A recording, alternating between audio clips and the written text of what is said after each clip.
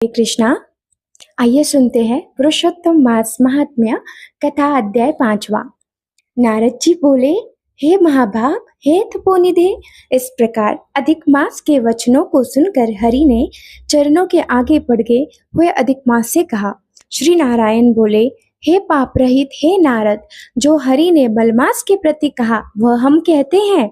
सुनो हे मुनि श्रेष्ठ, आप जो सतकथा हमसे पूछते हैं आप धन्य है। श्री कृष्ण बोलते हैं, हे अर्जुन, बैकुंठ का वृत्तांत हम तुम्हारे सम्मुख कहते हैं, सुनो। मलमास के मूर्छित हो जाने पर हरि के नेत्र से संकेत पाए हुए गरुड़ मूर्छित मलमास को पंख से हवा करने लगे।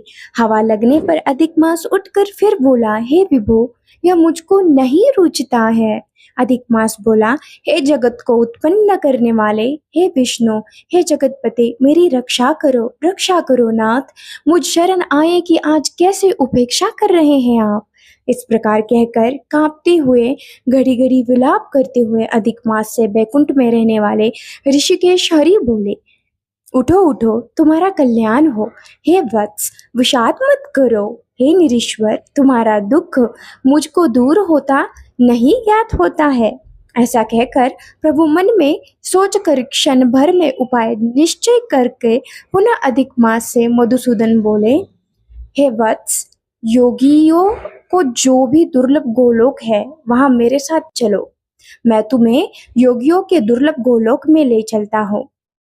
गोपियों के समुदाय के मध्य स्थित दो भुजा वाले मुरली को धारण किए हुए नवीन मेघ के समान श्याम लाल कमल के सदृश नेत्र वाले शरद पूर्णिमा के चंद्रमा के समान अति सुंदर मुख वाले करोड़ों कामदेव के लावण्य की मनोहर लीला के धाम पीतांबर धारण किए हुए माला पहने हुए वनमाला से विशोभित उत्तम रत्न भरण धारण किए हुए प्रेम के विभूषण भक्तों के ऊपर दया करने वाले चंदन चर्चित सर्वांग कस्तूरी और केशर से युक्त वक्षस्थल में श्रीवत्स चिन्ह से शोभित कौस्तुभ मणि से विराजित श्रेष्ठ से श्रेष्ठ रत्नों के सार से रचित किरीट वाले कुंडलों से प्रकाशमान रत्ननोल के सिंहासन पर बैठे हुए पार्षदों से घिरे हुए जो है वही पुराण पुरुषोत्तम परब्रह्म है।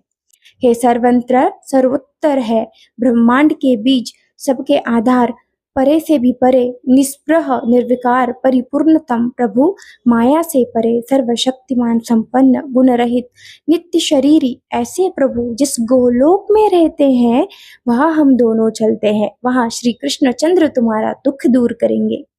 ऐसे बोलकर नारायण अधिक मास का हाथ पकड़कर गोलोक को गए। हे मुने, जहाँ पहले के प्रलय के समय में वे अज्ञान रूप महा अंधकार को दूर करने वाले, ज्ञान रूप मार्ग को दिखाने वाले केवल ज्योति स्वरूप थे, जो ज्योति करोड़ों सूर्यों के समान प्रभा वाली नित्य असंख्य और विश्व की कारण थी, तथा उन स्वेच्छामय विभु की ही वह अतिरेक की चरम सीमा को प्राप्त थी, जिस ज्योति के अंदर ही मनोहर तीन लोक विराजित है। हे मुने, उसके ऊपर अविनाशी ब्रह्म की तरह गोलोक विराजित है।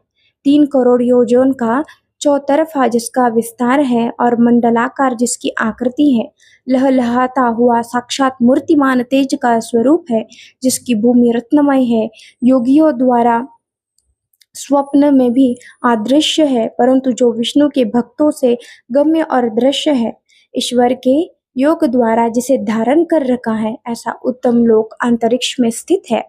आदि व्याधि बुढ़ापा मृत्यु शोक भय आदि से रहित श्रेष्ठ रत्नों से भूषित असंख्य मकारणों से शोभित उस गोलोक के नीचे 50 करोड़ योजन के विस्तार के भीतर दाहिने बैकुंठ और बाएं उसी के समान मनोहर शिवलोक स्थित है। 1 करोड़ योजन विस्तार के मंडल का बैकुंठ शोभित है, वहाँ सुंदर पीतांबरधारी वैष्णव रहते हैं। उस बैकुंठ के रहने वाले शंख चक्र गदा पद्म धारण किए हुए लक्ष्मी के सहित चतुर्भुज है। उस बैकुंठ में रहने वाली स्त्रियां बजते हुए नूपुर और करधनी धारण की है, सब लक्ष्मी के समान रूपवती है। गोलोक के बाएं तरफ जो शिवलोक है उसका करोड़ योजन विस्तार है और वह प्रलय शून्य है, सृष्टि में पार्षदों से युक्त रहता है। बड़े भाग्यवान शंकर के कण जहाँ निवास करते हैं, शिवलोक में रहने वाले सब लोग सर्वांग भस्म धारण किए नाग का यज्ञोपवीत पहने रहते हैं। अर्धचंद्र जिसके मस्तक में सुशोभित है, त्रिशूल और पट्टशधारी सब गंगा को धारण किए वीर है और सबके सब शंकर के समान जयशाली है। गोलोक के अंदर अति सुंदर एक ज्योति है, वह ज्योति परम आनंद को देने वाली है और बराबर परमानंद का कारण है।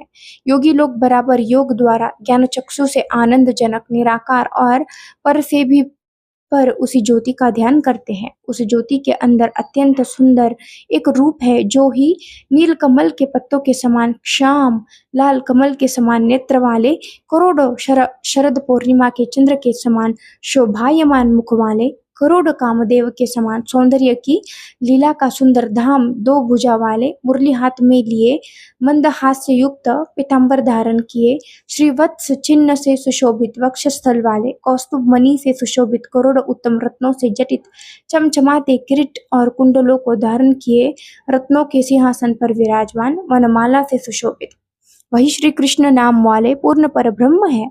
अपनी इच्छा से ही संसार को नचाने वाले, सबके मूल कारण, सबके आधार, पर से भी परे, छोटी अवस्था वाले, निरंतर गोपवेश को धारण किए हुए, करोड़ों पूर्ण चंद्रों की शोभा से संयुक्त, भक्तों के ऊपर दया करने वाले, निस्पृह विकार रहित परिपूर्णतम स्वामी, राम मंडप के बीच में बैठे हुए शांत स्वरूप रास के स्वामी, मंगल स्वरूप, मंगल करने के योग्य, समस्त मंगलों के मंगल, परमानंद के राजा, सत्य रूप, कभी भी नाश न होने वाले, विकार रहे, समस्त सिद्धों के स्वामी, संपूर्ण सिद्धि के स्वरूप, अशेष सिद्धियों के दाता, माया से रहित, ईश्वर नर, गुण रहित, नित्य शरीरी, आदि पुरुष, अव्यक्त, अनेक नाम जिसके अनेकों द्वारा स्तुति किए जाने वाले, नित्य स्वतंत्र अद्वितीय शांत स्वरूप, भक्तों को शक्ति देने के लिए, परायण के लिए, परमात्मा स्वरूप को शांति प्रिय, शांत और शांति परायण जो विष्णु भक्त है वे ध्यान करते हैं। इस प्रकार के स्वरूप वाले भगवान कहे जाने वाले वही एक आनंद कंद श्री कृष्णचंद्र है।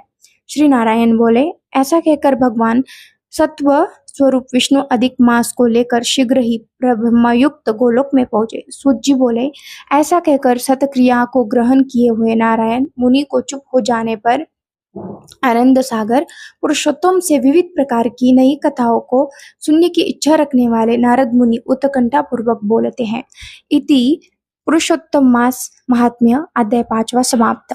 हे भक्तों, इस अध्याय को सुनिए। इस अध्याय का जो वर्णन है वो अत्यंत गूढ़ है, तो इसे सुने और अपने जिंदगी में एक पॉजिटिव एनर्जी भरे। हरे कृष्णा।